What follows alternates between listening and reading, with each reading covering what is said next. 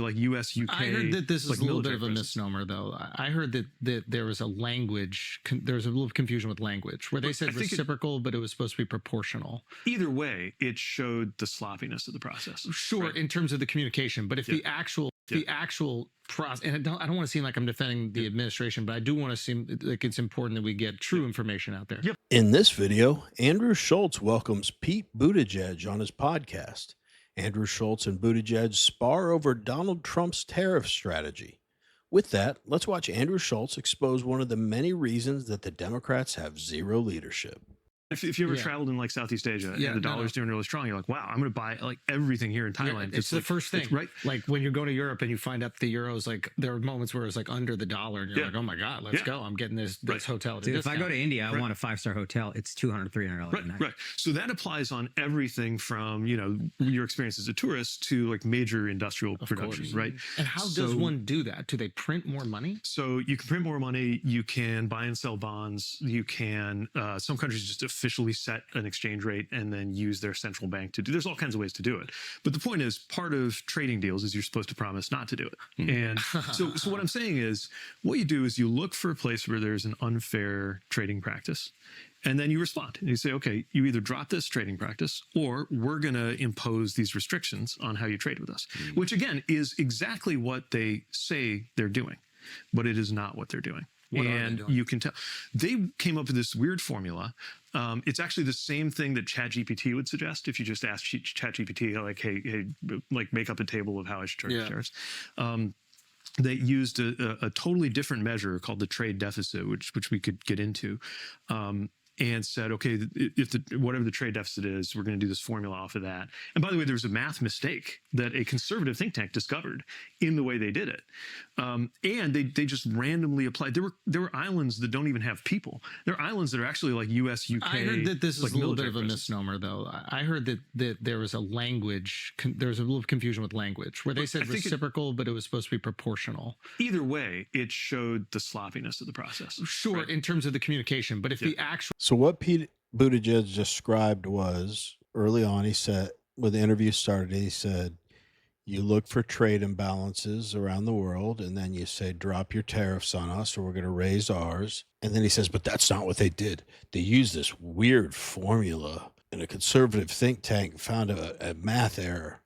I don't care, Pete. If that mistake happened, okay, shouldn't happen. But I really don't see the math as all that relevant. This is a strategy like you described. The hope is to get both countries to drop their tariffs. And if they don't, then we tariff them back. So we make it even. Then you try to throw in that stupid thing about an island and suggest that it was sloppy. These tariffs are a trade strategy, moron. The math is irrelevant because they're not going to be there for life to the end of times. Just shut up. Then this whole thing about, well, they tariff these islands where no one lives. I believe there actually is reason behind that. And I kind of half remember what it was, but I do think there's reasoning behind it, even if there wasn't. Again, who cares? But I actually think there was.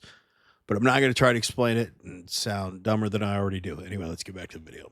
The actual process, and I don't want to seem like I'm defending the administration, but I do want to seem like it's important that we get true information out there. Yep. So it's like if they're doing proportional tariffs to that trade deficit, that would make sense. If it's reciprocal, it doesn't make sense because there's no way you could match a trade deficit from a country that is right. But what I'm saying is, I think it also doesn't make sense as policy. Like a trade deficit may or may not be helpful to us economically. Actually, it's not just a simple thing that like trade deficit bad. So what I'm saying is you use the tariffs in a much more targeted and specific way when you know that you either have that kind of unfair trade situation or you're trying to protect a certain industry that you think is vulnerable domestically, right? But it's really important to know what you're doing or else a whole bunch of people get screwed in the process. Like the other day I was having breakfast in Michigan out and a couple of people came up to me. They were on like a little shop that was right next to the breakfast place where I was eating. And the woman who runs it said, I'm not sure what we're going to do. It's like, if you like watching videos like this one, like and subscribe. We'd really appreciate it. Let's get back to the video.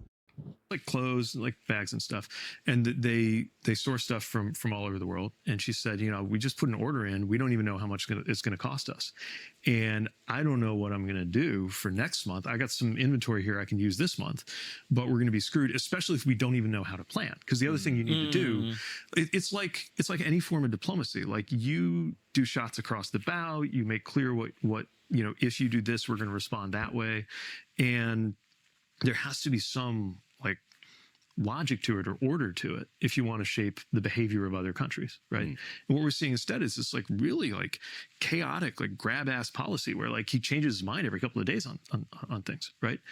And that makes it that much harder, especially if you're a small business or if you're a giant corporation. You have all kinds of hedges and like ways you can maneuver through this. Or they'll just He said it's not necessarily a good thing or a bad thing to have a trade deficit.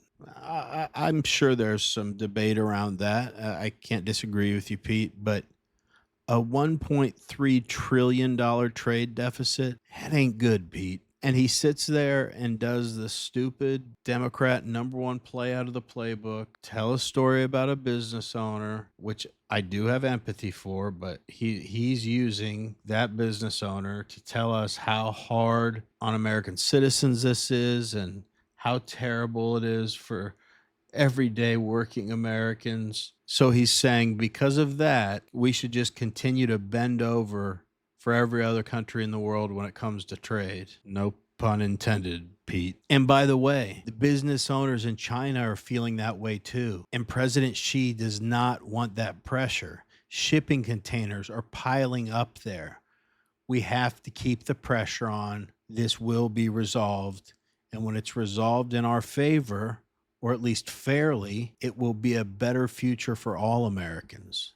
Anyway, let's wrap up the video. remove the tariffs. That was another thing that really frustrated me. If you're going to put the tariffs on, put them on everything. Seems to me like, hold it. Yeah, right, you know, they're like picking and choosing what they're going to. Yeah, so now Apple doesn't have the tariffs, and it's just like. But to me, that frustrated because Apple is the one that should be paying more than anybody. They're the one that parks their money overseas. They're the one that's skirting the taxes. The mom and pop businesses that are fucked by the tariffs are still going to have to pay. So now you're disproportionately punishing the people that are actually doing the right thing for the country in the first place. Yeah, they're building their small businesses. They're paying into the system. Yeah. And I do think one thing that, again, I don't like the way it's executed. I don't agree with a lot of things that are happening in this administration. But I do like that it kind of shone a light on something that didn't seem like it was getting talked about by either party, which is there is a lot of decay happening, which I do. That's one thing I have a lot of hope for you is that you live there, you reside over it. You've Pete, why aren't you just acknowledging that we cannot stay reliant on China, our biggest enemy, for critical goods? I mean, look what happened during the pandemic. They literally created a virus in a lab, and then the only way we could get protective gear was from our biggest enemy. That's crazy. We have to wean ourselves off of China as fast as possible, whatever that looks like, and source those things from other trade allies. What do you guys think about the tariffs? What do you think of Buttigieg? What do you think about the conversation? Let us know in the comments. Anyway, as always, really appreciate you watching, and we will see you in the next one.